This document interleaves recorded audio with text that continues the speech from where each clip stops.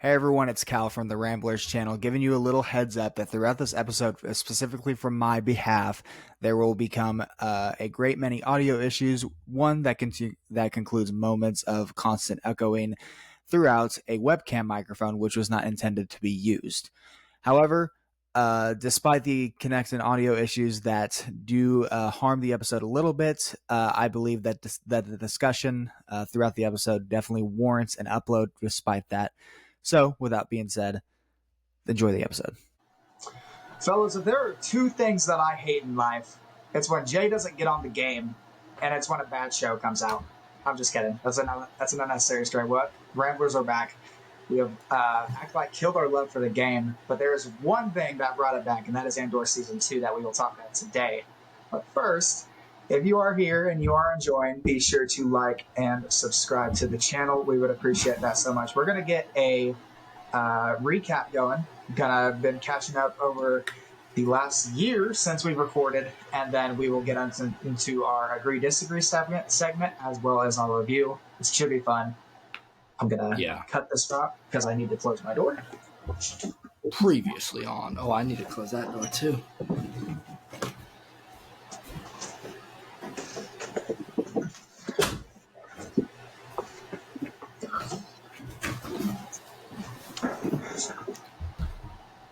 Okay, let me look at.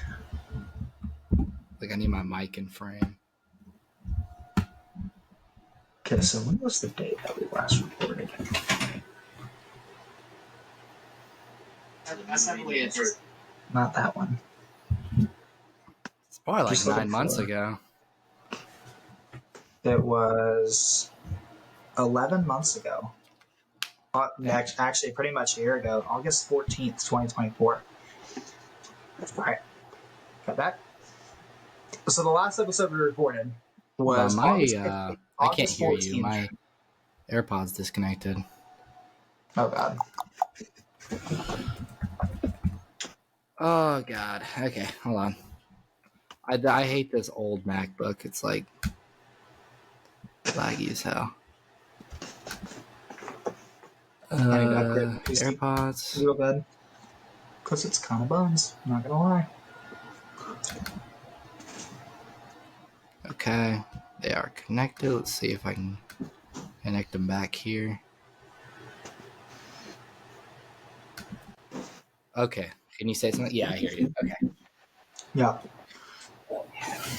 So, the last episode that we recorded released August 14th, 2024, which essentially is a year ago, being today is August the 4th of 2025. What we're going to do, we're going to catch up on what we've been doing ever since, because we kind of just sort of felt like it just wasn't in our bag. But now we feel like it could be back in our bag, so we're going to try it out for a little while. We're going to just catch up on what we've been doing, catch up on some of the favorite stuff that we've had, and then we are going to go on to the Star Wars segment of stuff. So I got some questions for you, Jay, that we'll answer back and forth. Okay. Over the past year, since we last reported, what has been your biggest life accomplishment? Ooh, life accomplishment. Well, I'm still unemployed. You know, I'm still female-less. My biggest life accomplishment in the last year. You know what? I'm steadily chugging along. I finished my Eagle project, so that's probably my biggest accomplishment in the last year. We hit GM on Marvel Rivals a couple months ago, March. Bro. Yeah, so impressive, man. That was a pretty big accomplishment. Yeah. Yeah, Ben and I actually hit it before you, but I digress. Not playing. No, we hit it first. We hit it first in like season 1. So I don't know what you're talking about. But back when Ben was ghosting and I wasn't ghosting. True. Yeah, Ben's been grinding though. Where you've been is beyond me. That's fine. Yeah, me too. So my biggest. Yeah, let's hear it. I got it up here. It's like 5 bands he's gonna pull out from behind the. I got my 3rd degree dog certificate, which is right here. Yes. This took about a decade to get. I will say. So there's that. I gotta get this in the wall jumping. Yes, sir. Okay. Get it back. I'll show you the belt. Uh, I did BTA with this belt. Don't ask me What? to say what that acronym is, but yeah, here it is. It's got the 3 stripes at the end. It has my surname on it. I wear Oh, this pretty much every night surname. I go. It's pretty sick. It's been something that I've been wanting to do all my life. I've been able to do it. And now I'm going for my master belt, which will be until I'm at earliest 25. So that's a long way from now. But that's what I've been It's that up to. grind. I earned that about November of last year. So it's been a while since I've got it, but that's pretty much all there is. And then I'm about to enter my senior year of college in about 2 weeks, a little over 2 weeks from now, which is going to be sort of insufferable, but also kind of exciting because we've got 2 Yeah. semesters left in the bag. But yeah, that's what we've pretty much been doing. And for the What is the viewers, greatest? what are you Yeah, studying? What are you studying for the I am viewers? studying finance and accounting, which is the Yay! classic white guy job in the southern states. That's what you Besides pick when you maybe, don't know what you want to do. It's beautiful. unless you're a rancher, but that's fine. Okay, what is the best movie that you've seen since we've last recorded? Oh God! Not counting What's it? rewatches. And we're talking new movies. We're talking newer movies Oh, that you've seen for the first time. oh man! Since we last recorded, which was August, um, Mm-hmm. damn, I can't say Revenge of the Sith, although we did watch that in theaters, but that does not count. I saw dude. I have not watched a lot of movies, but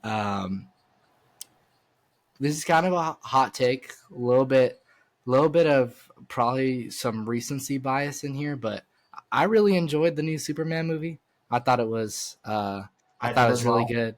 Has some really good morals. Has some really good characters. And I just thought it was a nice, good old fashioned superhero movie, and I think it definitely deserves the praise that it's getting. So that's probably my favorite in the last year. I never saw Thunderbolts, so I'm waiting for Disney Plus. I'm gonna watch Fantastic Four sometime in the next few weeks, but I haven't gotten to it. I didn't watch Sinners or any of that. Um, but yeah, that's my answer to that. What about you? Yeah, I've seen quite a few. I saw Superman. If I had to not give too much thought about it, that's probably my favorite movie over the past year. Um, I also saw a movie called Twisters, which was very popular down where I am in Oklahoma. Basically covering some tornado stories, which I think is super amusing because we are not scared of tornadoes down here. W and where Jay lives, Y'all tornadoes got basically don't basements. exist. So I also have seen the Marvel films. Thunderbolts was very good. Fantastic Four was very good, in my opinion.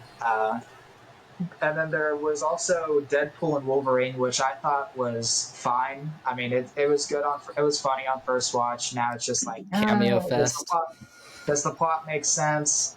It does make sense, but it's not too great. I think it's good. It's not great, but yeah. If I had to give an answer, it's probably Superman. I also saw F1. F1 was also very fun to watch.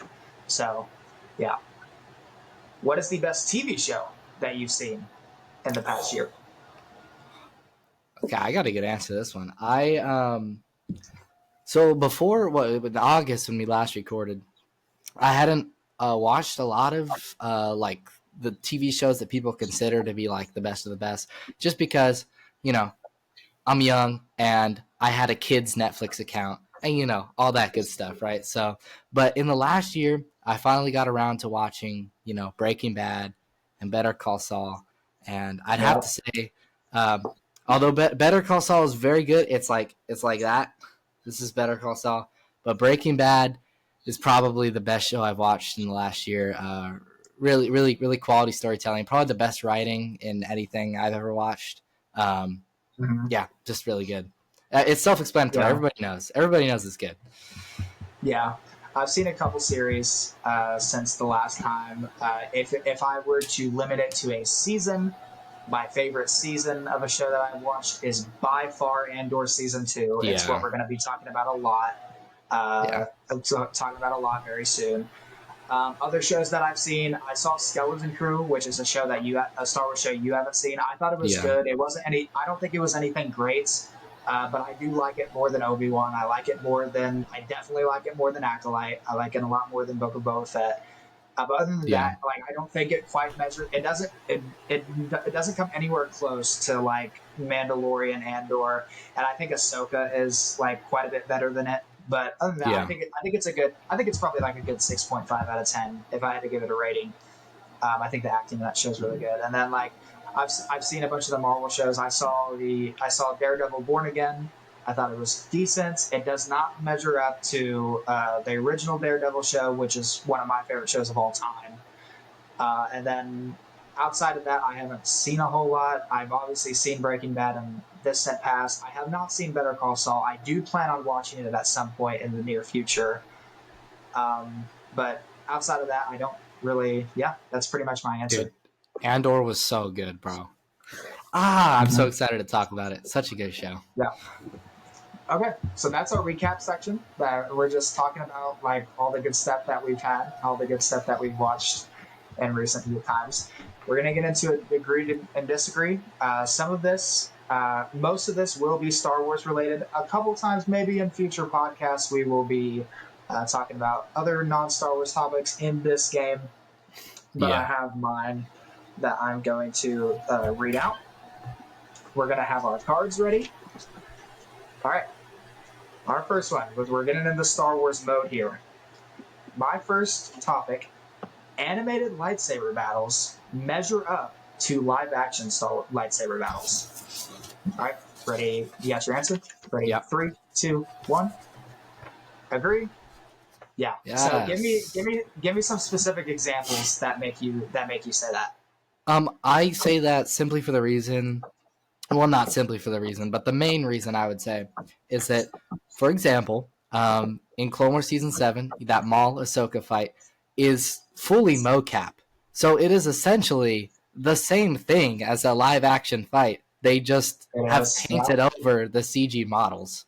And I don't think it's any less valid because they're not, physical actors doing it. And in some cases, like in that Maul Ahsoka fight, there were real actors. So I just don't think there's any reason to say that they're lesser. Obviously, there are some there's a lot of animated lightsaber fights that are much worse than the live action ones, but I think they're just as valid, in my opinion. Yeah.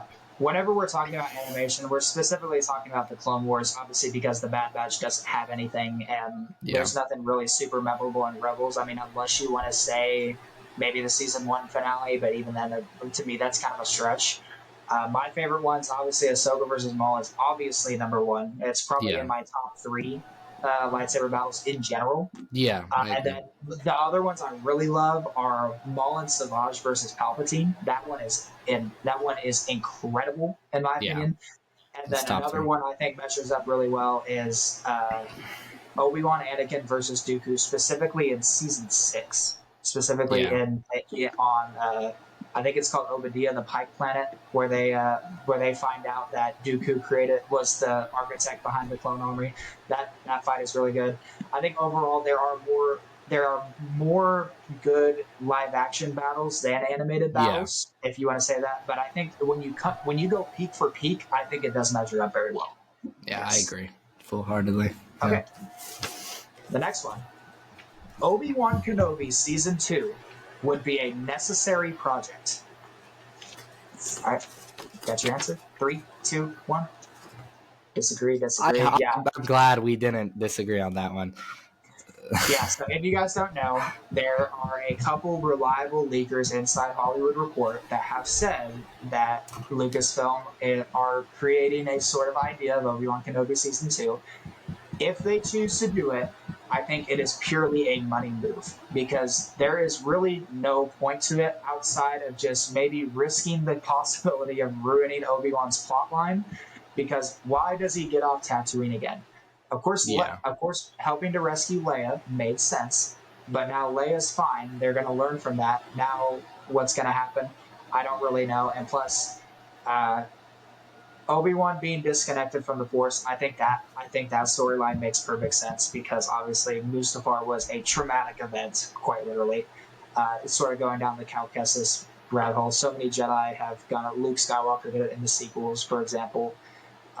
So I think now with his relationship with the Force in the finale, of course, it's completely completely mended.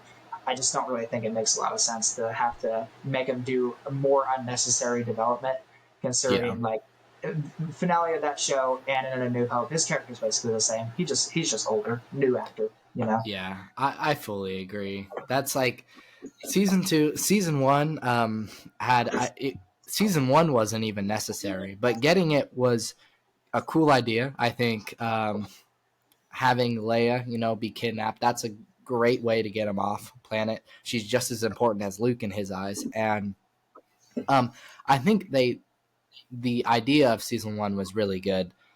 Whether or not it was executed very well, I'm not too sure about that part. But season two just feels that almost feels way more forced than even season one was.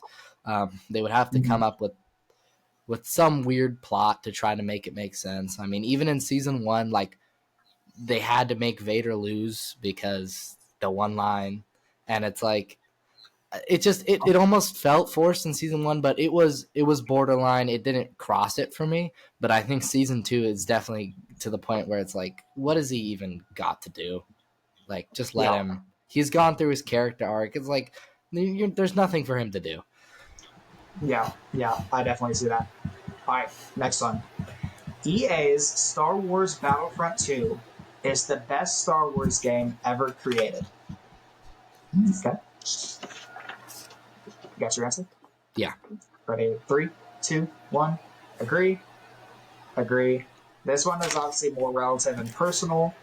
I am of the belief Battlefront 2 is my most played game ever. I think I probably have about 5,000 hours on the game by now. I genuinely just think the replayability factor to me is to the point where you can still play the game 5 years after updates are canceled, which is what we have been doing.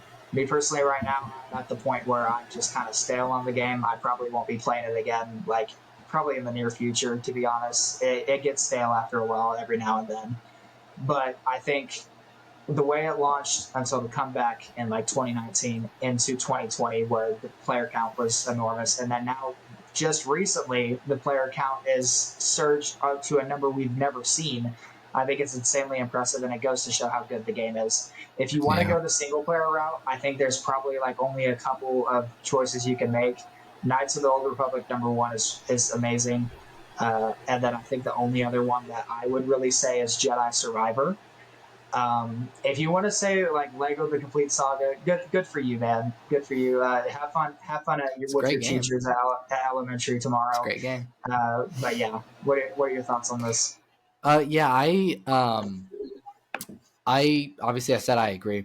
Battlefront 2 is just there's obviously things with it, but it's the closest we've gotten and the closest we'll probably ever get to like a full encompassing Star Wars experience.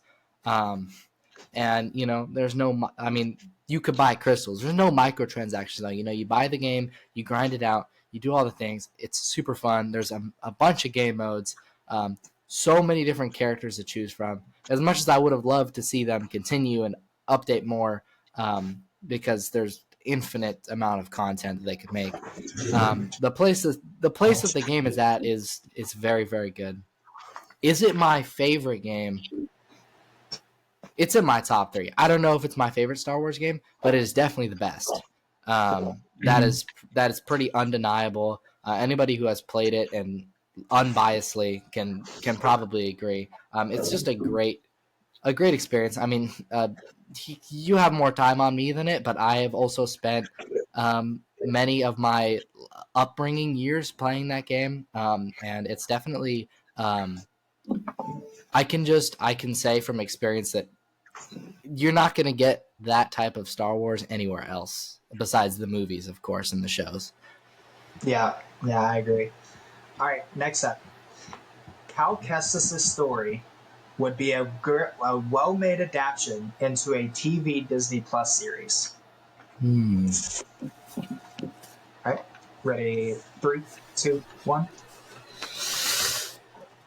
Disagree. No. I was considering agree. That was hard.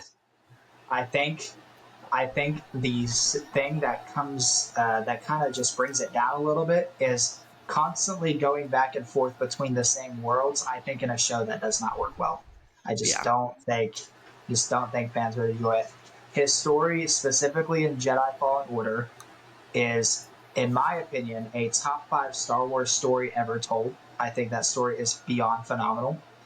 But going back and forth, and I think his arc and his character development would be done very well.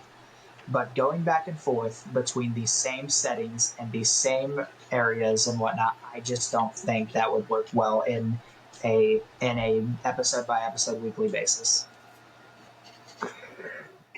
Yeah. You glitching out. Okay, are you still talking? No, Shoot. Good. Bros. No. Okay. I'm still okay, here. that's weird. It was lagging. But I heard about half of what you said, and I'm sure I agree with it because we both know that this game is phenomenal. Fallen Order is my favorite Star Wars game, but I think for TV, I think it would be really weird, just because the way that the story plays out, like Cal said, you're going back and forth between worlds, and there's not a lot going on story-wise. Most of the time, you just kind of be running around with Cal in fighting stormtroopers, and they would really have to rework it. And I feel like the show, it would sort of turn into like a Sunday morning serial, where like every episode is just like, here he goes on another adventure to do this thing and get this thing. And then the next episode is, oh, he's going to go do this thing and get that thing. And I don't think it would be super entertaining. I think it's much better formatted for a game.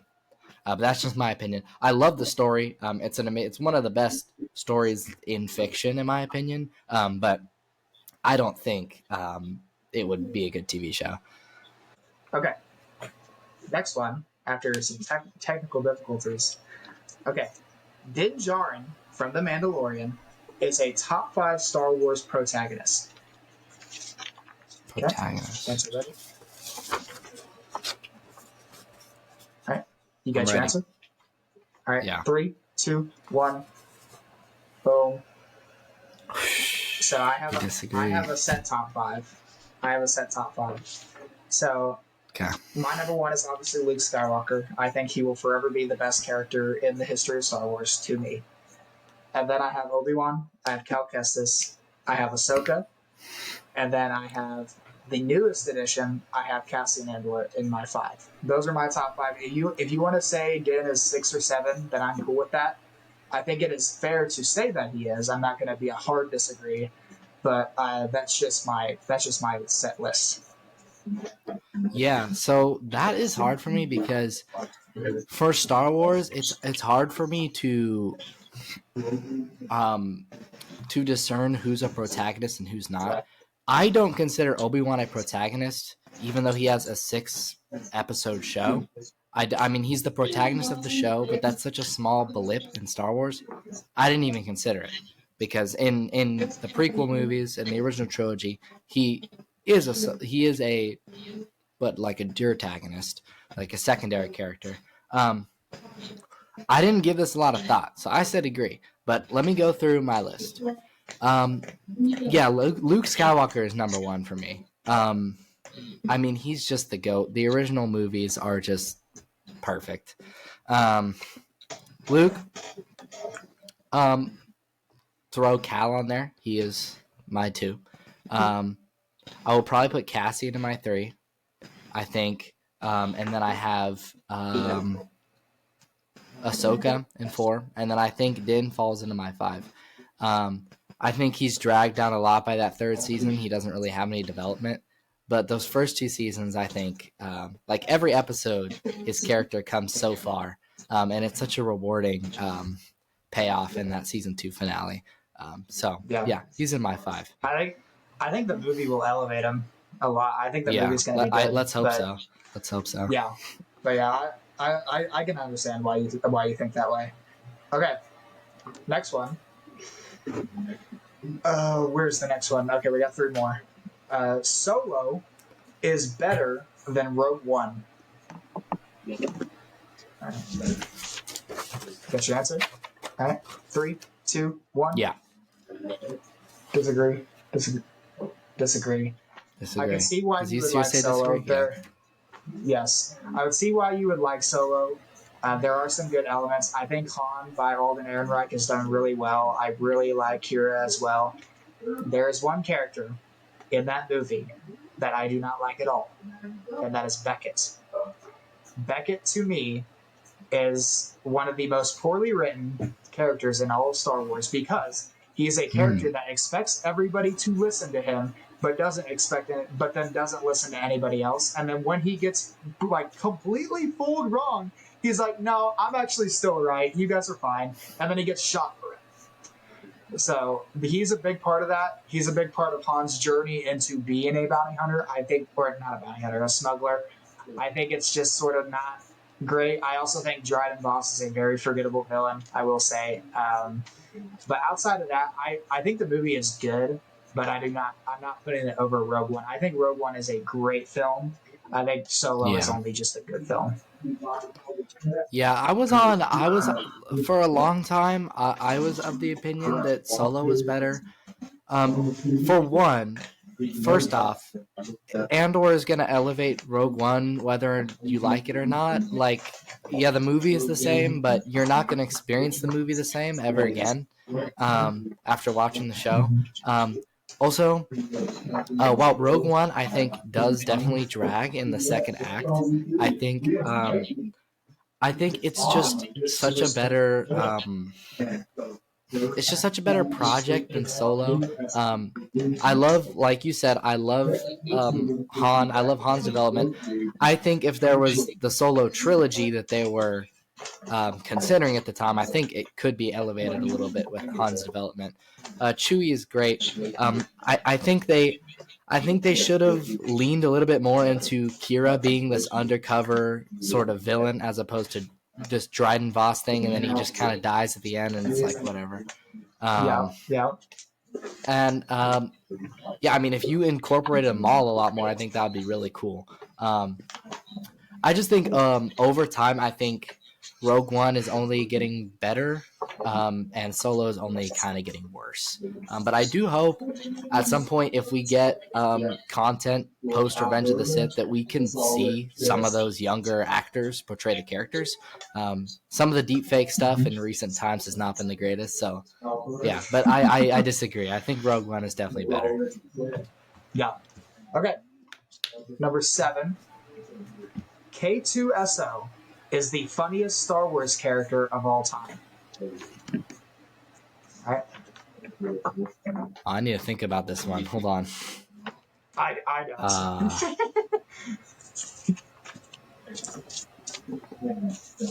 don't know. I'm trying to think of funny Star Wars characters.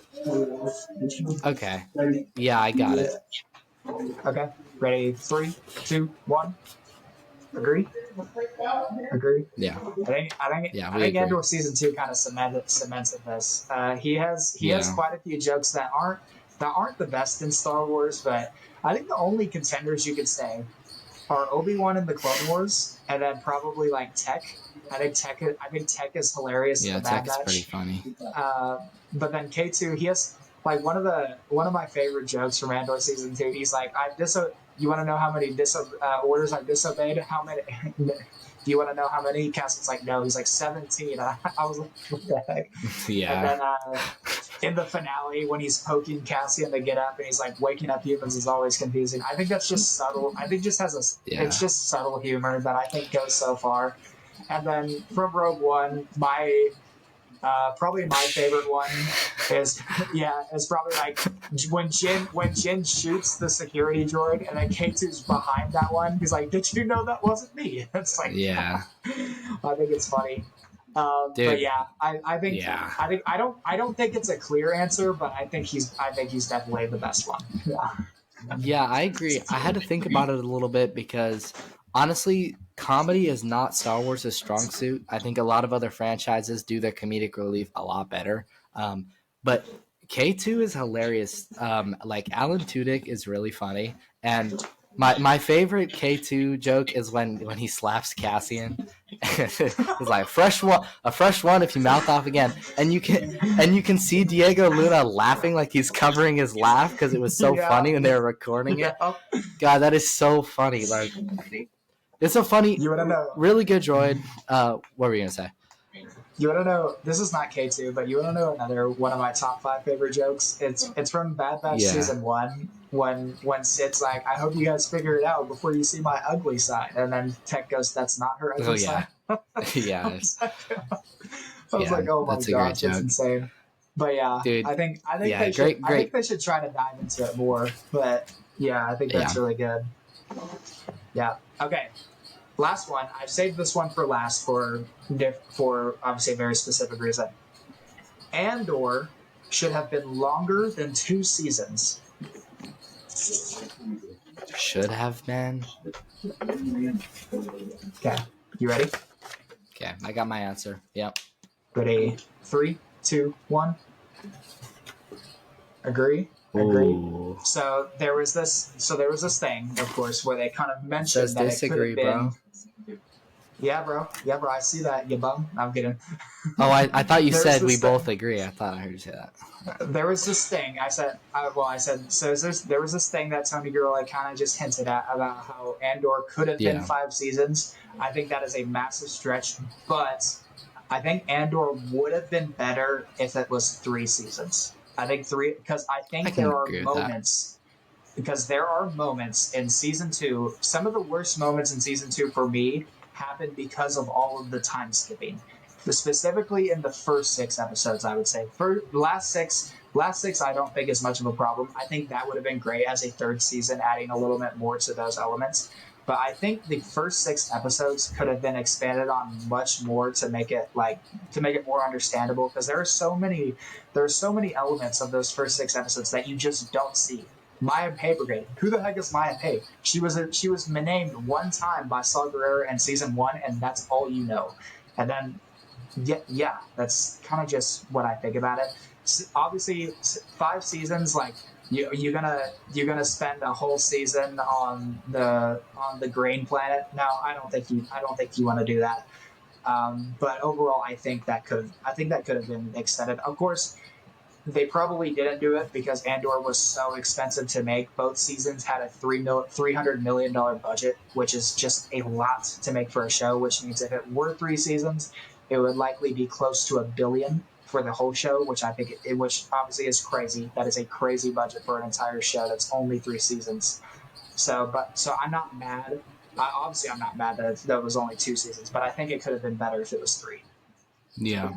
See, when you said the question, I interpreted it as the 5 season plan, which I think would be fantastic from a storytelling perspective. But I think we would all be kind of sick of the show by then, and I think the actors would be sick of the show, and I think they would be way too old because Cassian would be like pushing 50, like, oh, we got to go get the Death Star plans now. Like, yeah. I actually lean more towards agree if we're thinking of a 3 season model, although they would have to rework those first 6 episodes to have more of a climactic type of feel towards the end.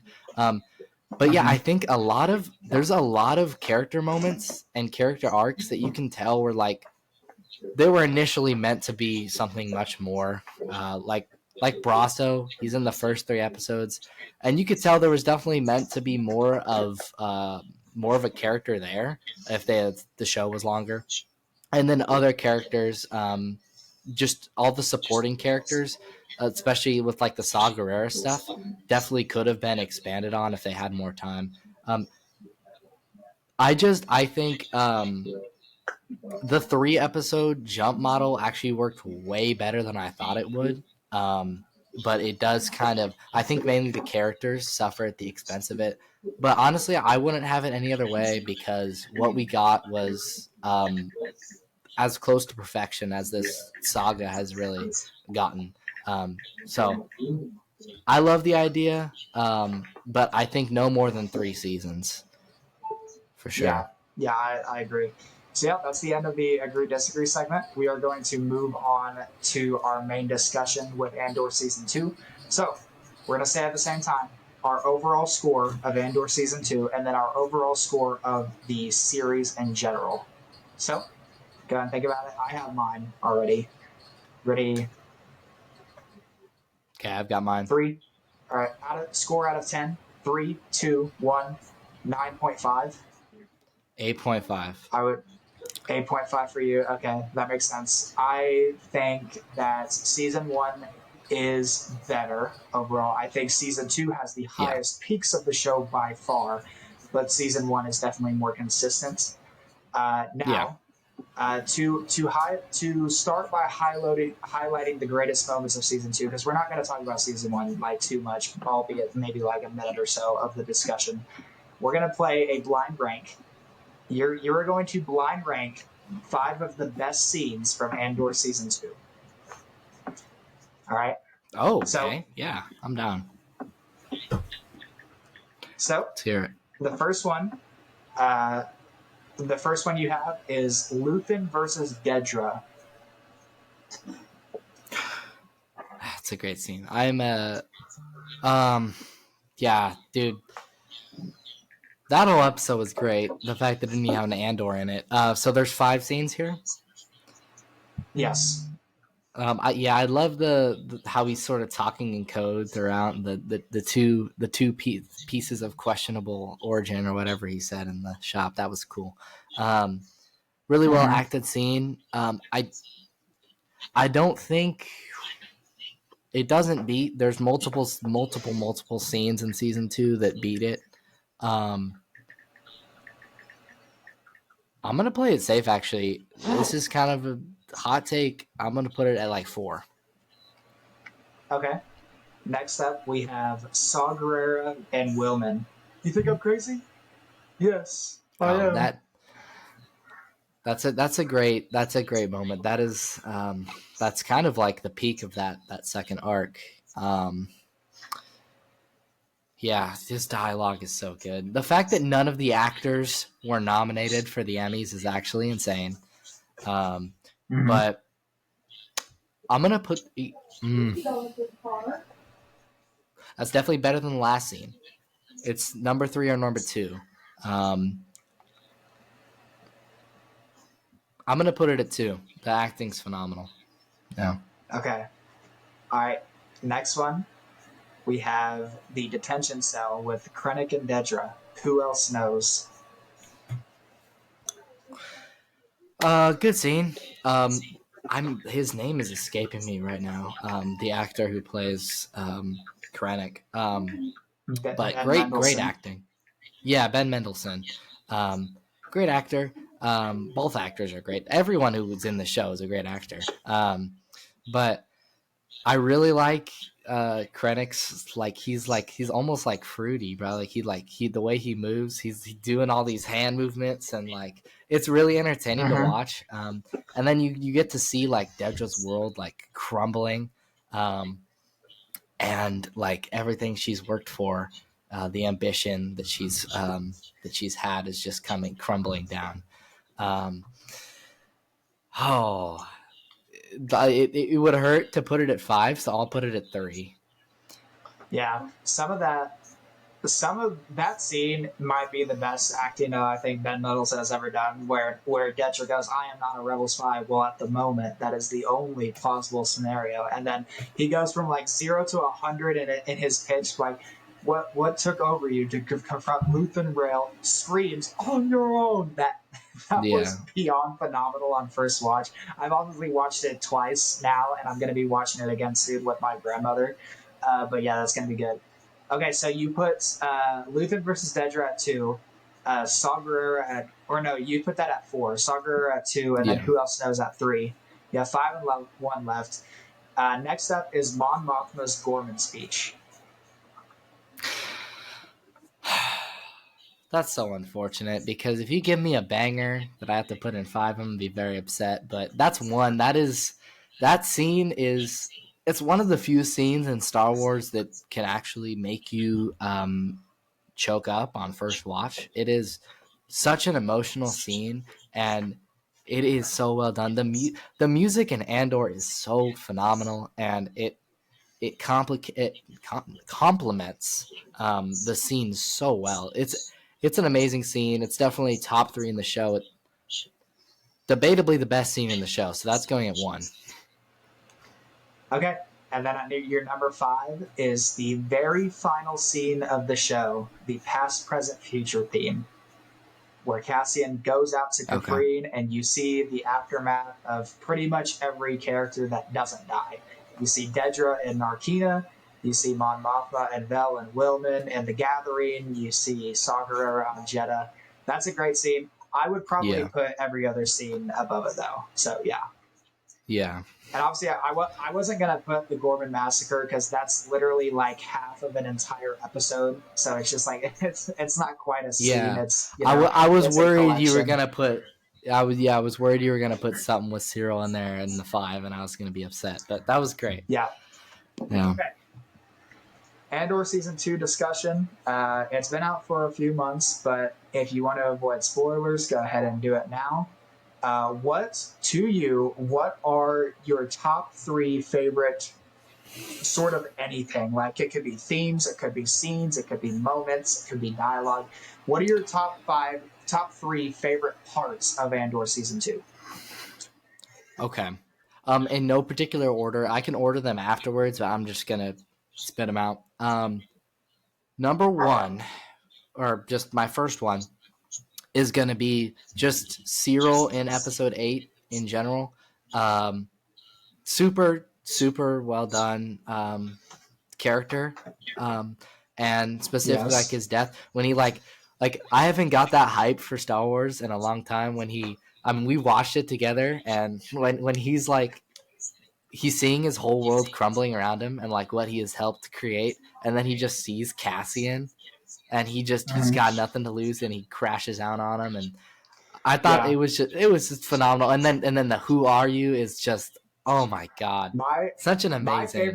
My favorite scene of Cyril in that episode is when he confronts Dedra and he's like, "How long have you known it?" He's like he is mentally crumbling. He's like, "How long have you known about this?" And then he just screams the angriest scream he's ever given. How long?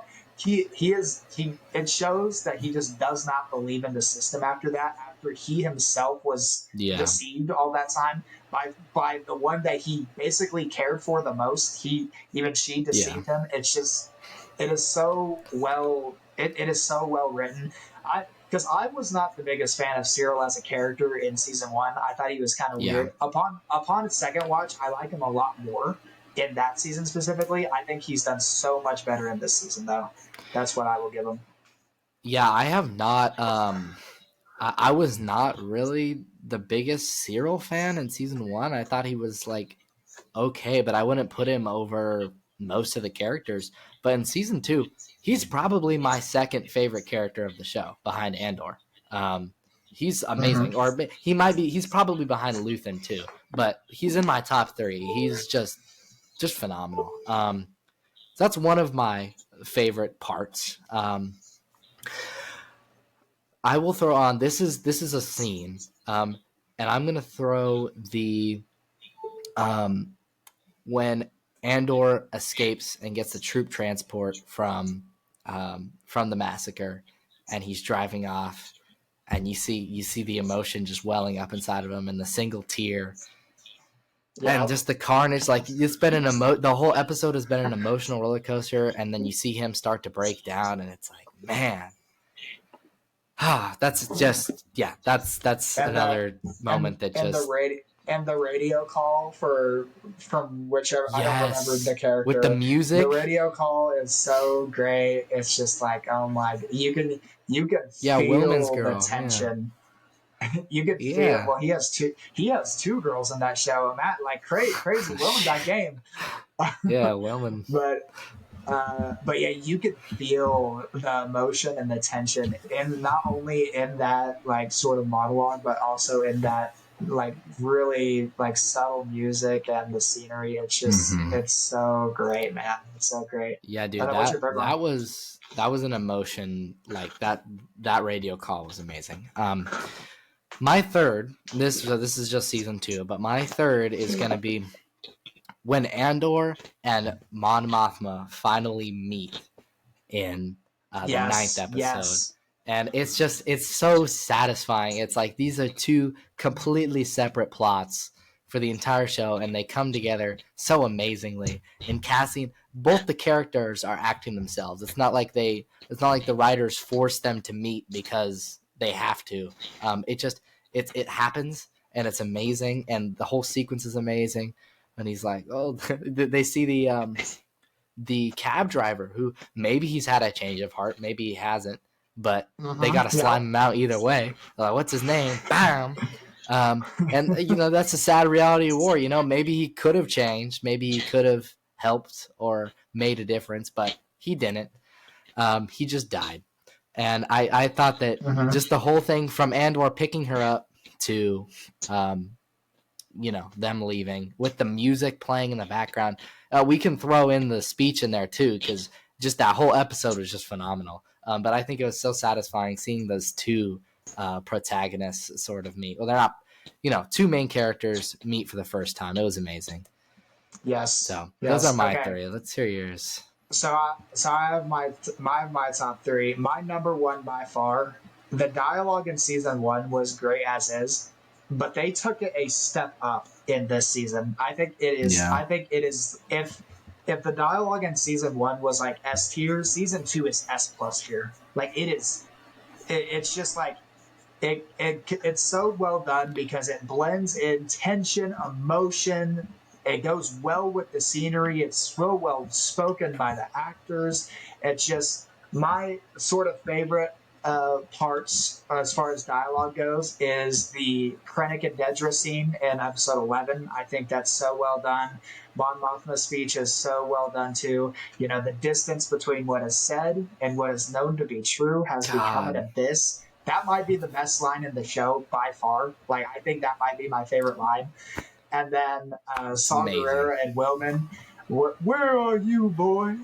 You're here. You're not with Luthen. Yeah. You're here. Like, you gotta be. It shows you gotta be in check with the reality and not be too dreaming of the future. You're not Luke Skywalker. You're not some supernatural being that can like bend anything to the wind, pretty much. Besides maybe like Darth Vader, you are just a realistic guy that's gotta get what you want by any means necessary, even if it means sacrifice. And then, like, another moment I love about it is Luthen versus Dedra. Yeah, you're finished, and you're too late. The rebellion isn't here anymore. It's flown away. It's everywhere. So yeah, that's my favorite part of the season by far. And then my best second dialogue favorite in any show I've ever watched. Yeah. Yeah. My second favorite is Cassian's development. Not only with just Luthen, not only with just Yavin, but he's the one that bridges the two together, which ultimately lets the plot of Rogue One happen. So what I mean by that is Cassian's best scene to me by far is in the finale when he goes into the command center with all the senators, and he stands up to them like, no, like Luthen was a right guy despite all of his flaws, and it's your hubris that's preventing us from taking any action. The rebellion wins by taking action to Scarif, by taking action to defend Yavin, by taking action to destroy the shield generator on Andor. It goes so well, and my favorite line from him is when he says, "But it's insulting to hear him run down." But when all of you have given a fraction of his sacrifice to this rebellion, and to see that crescendo in his voice, I think that is so well done. I love the episode. I love the part in I forget them. It's the Gorman. I forget what the episode's called, but it's the Gorman Massacre episode. Who are you? That's the name of the episode. It kind of blanked for me. But him in that transport, when you could just see the tension in his face and the slight teardrop in his eye, and then when he finds out that Biggs has left because he realized he cannot leave this place. I think Cassian's development is unlike anything we've ever seen. Yeah. As you know, upon first watch, I was not a huge fan of the first 3 episodes, but I think he has done super well in them.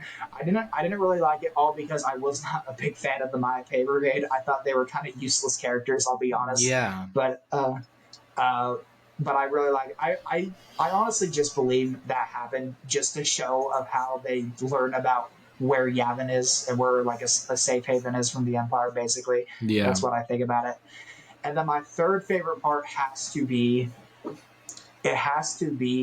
pretty much all the side characters, maybe besides Bix, because Bix doesn't have a lot to do besides in the second arc when she finally gets her revenge on Dr. Gorst. But I really love Luthen. I really love Clea in this season. She has done so much better than in season one. She has so much more to do. Specifically, obviously, in Make It Stop, episode 10. She's obviously the MVP of that episode. But I believe their connection in season one, they don't get a lot of connection. They just give like a couple like dialogues of conflict and across, I believe it would be the Aldani arc. But the scenes where they're trying to get the listening device off of Davos Skulden's uh, a statue. I don't know what it's called, but when she's trying to get that off to the point where her hand bleeds, like she is committed to it so hard, it's so good. And then the dialogue between them, Yeah. like in episode 10, when she's like, "All this plan has to be perfect," and then Luthen replies, "I think we've used up all the perfect." Like it shows like the 10, and then what I don't like about the show overall, I just don't think Luthen's backstory is explained enough. I don't hate it because I like it. I like when Star Wars just introduces mystery characters. I think it's really cool, but I think that could have been just explored a lot more besides the episode where he dies, like pretty much. But I love that so much. Other honorable mentions: Mon Mothma has done so much better in this season, despite her already being excellent in season one. I really love Wilman. Wilman has so much more to Yeah. do. So I feel like Saw Gerrera could have been. I feel like he could have been explored more, but honestly, I don't really know what they could have done, so I don't really mind it too much. That's just more of a personal thing. But yeah, those are my top three for sure. Dude. What is your least favorite part of the season? Or least favorite elements, least favorite thing? So the reason I 8.5 is a little harsh. It's probably closer to a 9. But the reason I gave it an 8.5 is because it doesn't feel like a season. It's like a collection of 4 mini seasons, which are all very great. But it doesn't. I wish it had more, specifically between the first and the second arc. It had a little bit more of a connective tissue throughout. I know we had the stuff in the synthetic reinforced Talkite, the meeting in the first arc, we had the meeting that was setting Keep up talking. the Gorman stuff. So I think that it was there, and it was phenomenal. I think they did the best they could with the 12 episodes they had, but I just wish it was a little bit more I don't almost like focused in the first half of the season. Yes. But it's hard to complain Yeah. because they pulled it off very well with what they had. So that's my main Yeah. complaint. Also, like some side characters, I wish had a little bit more. I wish Brasso had more. I wish Wilman did more in the last arc. But other than that, I think it was great.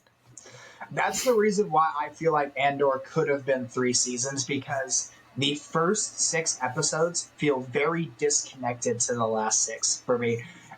Simply because not so much. I'm not going to say so much on the second arc because I've only watched it. That's the only set of 3 episodes I've only watched one time.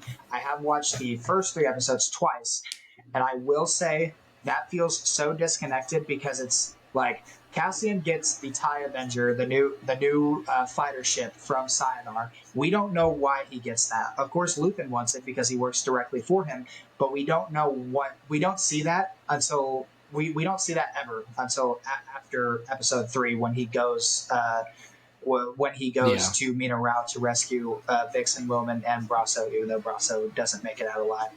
That's another thing. Brasso dies. We get like one little like we get one little scene in The Fighter where we get their facial reactions, but they don't get to we don't get to see them cope with it, because the next episode, Yeah, it is 1 year later, and then Brasso basically meant nothing. That's kind of literally. just that's my main problem of this season, even though I would still give it a 9, is from those first 3 episodes. Maya Pay Brigade, I don't really see the point of that much. Like he did, like, why did Cassian's client get killed by them? Like, I don't really get why that happened. I think I would like it a little more if we showed that scene where Porco shows up to Yavin and then they get killed. Why are they even there in the first place? Like, what happened to Maya Pei? Yeah. It's just sort of like, that's something I sort of just don't understand. I feel like that's so disconnected. I'm like you, obviously. I feel that's so disconnected from the rest of the season. The next 6 episodes, I feel like connect fine. They're not perfect, obviously, in terms of a link. That's why I think season 1's better, because it flows. I think season 1 flows perfectly. Like, I It's a really just think it perfect does. season of TV. It's as close to perfect TV as you can get. Yeah. Okay. Next up, I have my talking points. Let me just pull it up in my documents. Nope, he's frozen. My next one, where this is the last talking point we'll do for Andor. Where and how does Andor compare amongst your favorite shows of all time? Like, how does it measure up? Andor is in my top 5. It's the best Star Wars show by far, in my opinion. I think you're kind of just blinded if you don't agree, or you have a low attention span, and that's fine too. Go watch Clone Wars and Rebels; it's fine.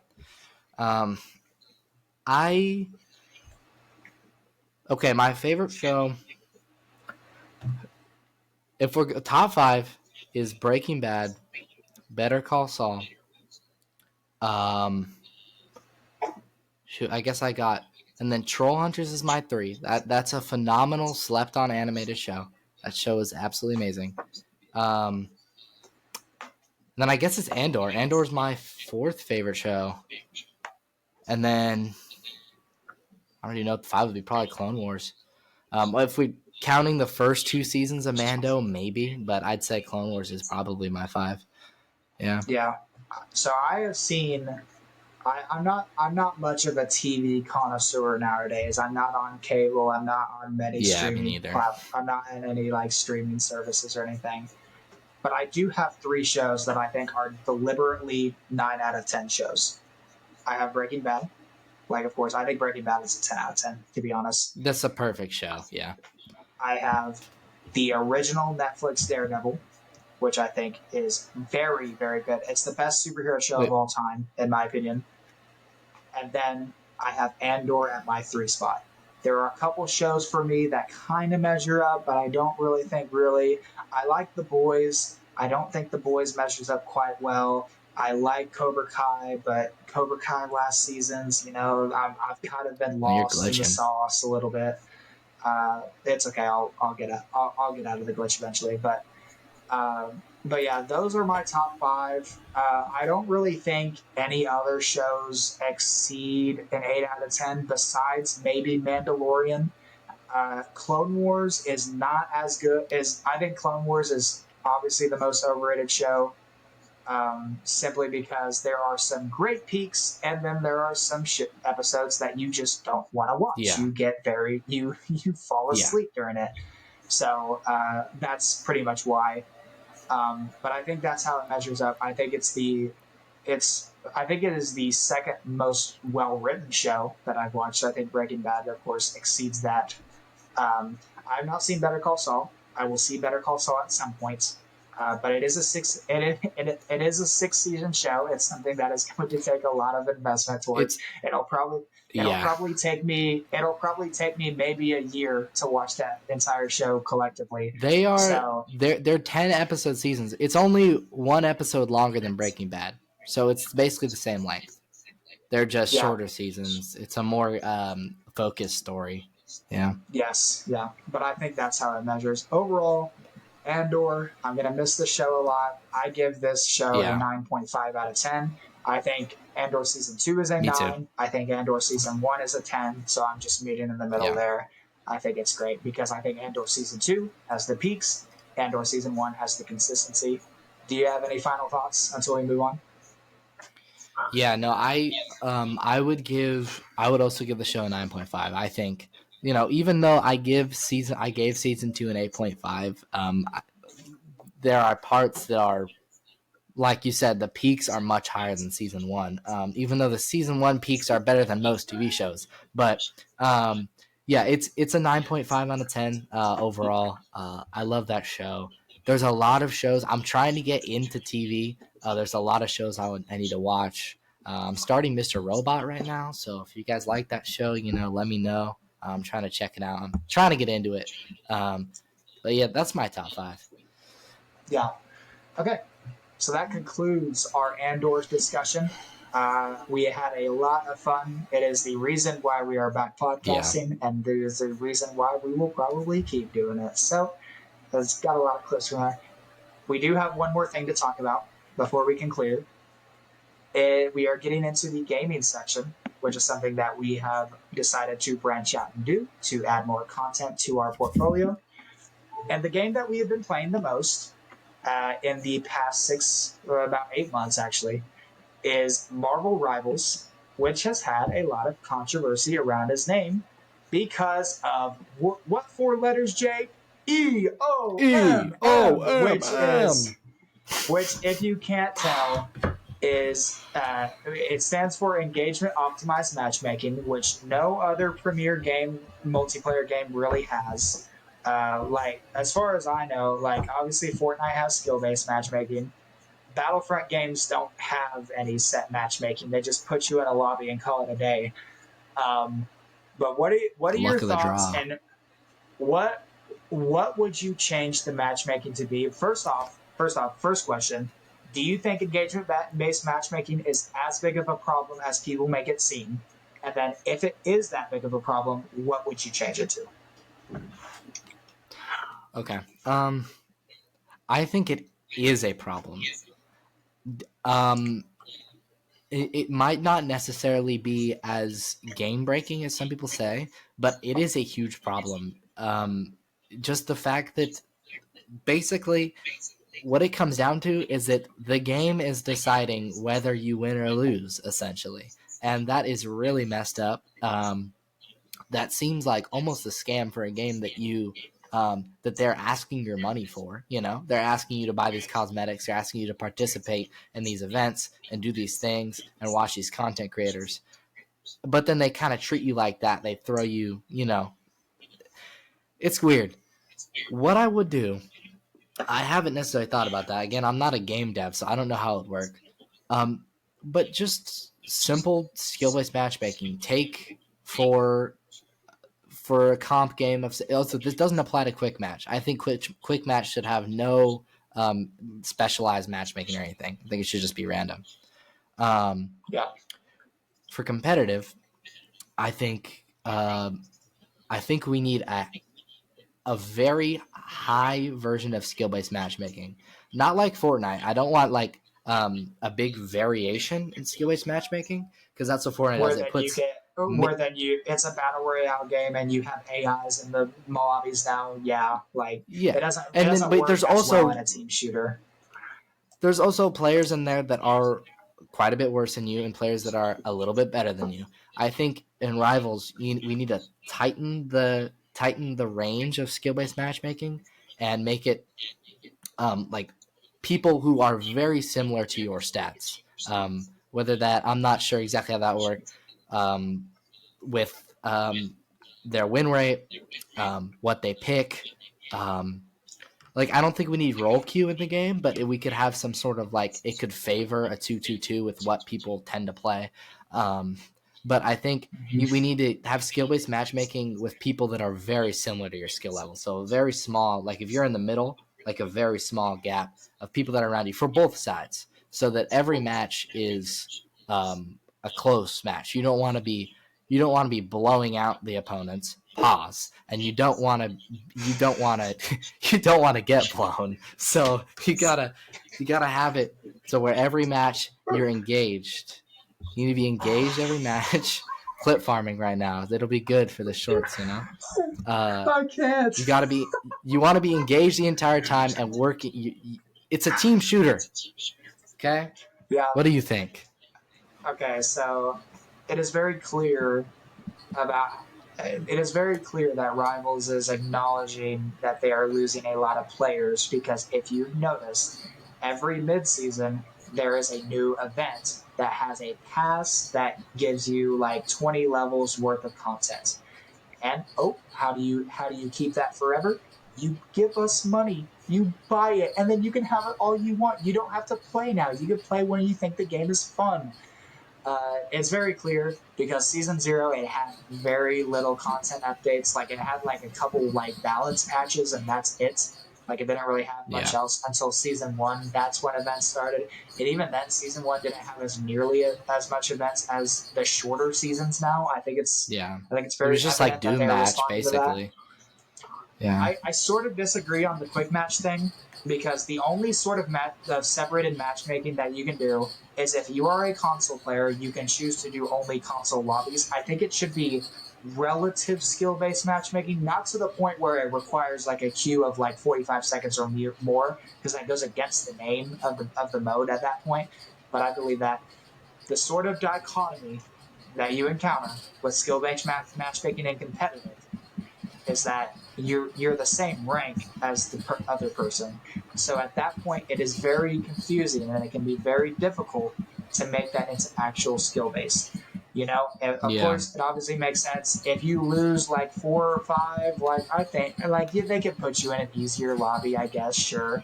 But I think it's very evident because queue times are a lot longer than it were, and by a lot longer, I mean like 30 seconds. You queue up for a ranked game in season 0, you were getting a match in 2 seconds, like literally, like quite literally. That's not an exaggeration. Now it takes more like about. Specifically in maybe like diamond or above, it'll take you about 40 seconds or more, 40 seconds to a minute, which is not bad. That's not a bad queue time at all, but it's very evident. I believe that skill-based matchmaking is an issue, but it's not an issue that they have to fix quickly, because if they try to fix it quickly, I think it could be worse. So that's my sort of takeaway. That's my and skill-based matchmaking isn't always good. It doesn't need to be in every game, but I think for this game, we need it. Definitely a more policed version of it. But yeah, that's my thoughts on that. Yeah. So yeah, that's the cue of Marvel Rivals. We're gonna do one more agree or disagree with the game. Okay. Marvel Rivals is falling off. Ooh. Ready? 3, 2, 1. All right. So you said disagree. So go ahead and explain why. I disagree. Right. Obviously, there's a lower amount of players. There's less hype around the game. For one, games go through ebbs and flows. Obviously, it will spike for 3.5 and then it'll go back down. But the reason I say disagree is they're releasing a lot of content to try to cope with people not coming. But I think that's actually mitigating a fall off, because the amount of content that they churn out for this game is besides like Fortnite, there's no other game that is releasing this much content this quickly. The amount of the volume of characters that they're dropping, like we just got Phoenix and we're getting another character next week. And I just think there's no other game that is able to perform at that level right now besides Fortnite. And yes, it's losing players, but it is still, no matter what they do, it's still going to be a very popular game. It's Marvel. It's going to be Marvel's most popular online game for a long time until they, drop something else. And I just think overall, this is the game when it came out. and this is the game now. It's fallen, but I still think it's a lot better than a lot of shooters. There are a lot of games out right now that are just dead, like Apex, PUBG. Like people will still play that, really. Like Halo Infinite. Like, what are we doing? There's a lot of Oh, multiplayer games that are Halo. in. There's a lot of Oh, the fall off multiplayer needs to be games. studied.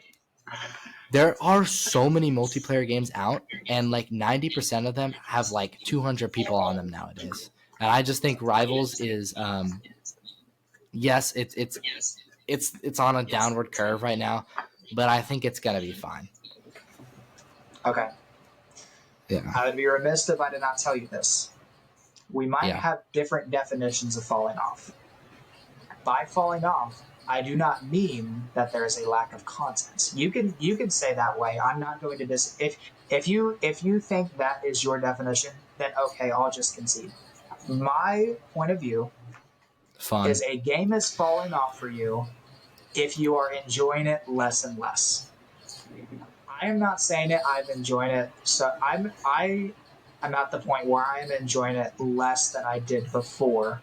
I am still liking the game. I can still play the game for a couple hours and be fine and still have fun.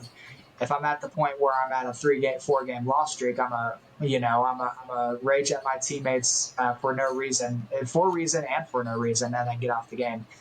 But you can say that they are bringing content to bring more players in. But at what point are you going to acknowledge that people are not enjoying the game? They don't fix that by adding new content. They fix it by balancing it, by balancing the heroes that are already in. They are adding heroes that are pretty groundbreaking. I hate Emma Frost to an oblivion. I think Ultron is not very fun to play against. But how do you get to the point where you can feel like you can play any character in this game, which at this point I don't really think is ever going. I don't think this is really ever going to happen. But at what point do you acknowledge that you can get on Marvel Rivals, you can say I can play any character I want, and then still have a remote amount of success and still have fun with it? At the point right now, you played a character at the very beginning that does not do very well in the game right now. And you're at the point where you're just like, dang, I can't really play this character as much as I want to play him. That is the point that I can say that the balance to me is not there right now. It is there for, I would probably say, about half the cast. And then a bunch of them just get hard countered to the point where if you are playing against opponents that are very knowledgeable, that know that they're doing, which I would say is also about half the time, you are at the point where you're just like, dang, not have fun. It sort of goes against one tricks, which I believe is a good thing. I don't think one tricking is a very good idea, but there are some pros and cons. I think cons are slightly out edging the pros right now. But which means I'm not going to hard disagree with you on that, because there are very many pros with the game right now. But that's just sort of what I'm thinking. Yeah, no, I totally see what you're saying about the fun factor. I agree to a degree, but also in a competitive shooter like this, the metas are going to develop. It's never going to be as fun as it was in Season 0 because the metas develop, the roster expands. But yeah, EOMM is getting out of hand. Some of the play styles and the metas just get exhausting. Like in Season 2, there were points where I just didn't want to touch the game at all. But I think in a game like this, the ebb and flows, I think it's going to be okay. That was by far the worst season, because you made so many characters that are just flat out unenjoyable to play against the best characters in the game. And it was just like, dang, this is kind of just sickening. I think they just need to completely rework Emma or get rid of that grab, and that she's just too oppressive. She's already been nerfed twice, and she's still top 2, and she probably ain't 2. So it's like, yeah. But yeah, that basically concludes it. I think that's where we're going to end this episode here. That was a fun discussion on all accounts. So with that being said, thank you all so much for returning with the Ramblers. We hope to be back next week. We will see. I will be I will get busy getting clips out of everything. We have made the show more clippable, so that is a plus on our side. Yes, clip farming. So we will get busy starting tomorrow. I'll try to have this episode out tomorrow. If not, then probably Wednesday for sure. But with that being said, thank you guys so much for watching. We'll see you later. Peace. See ya.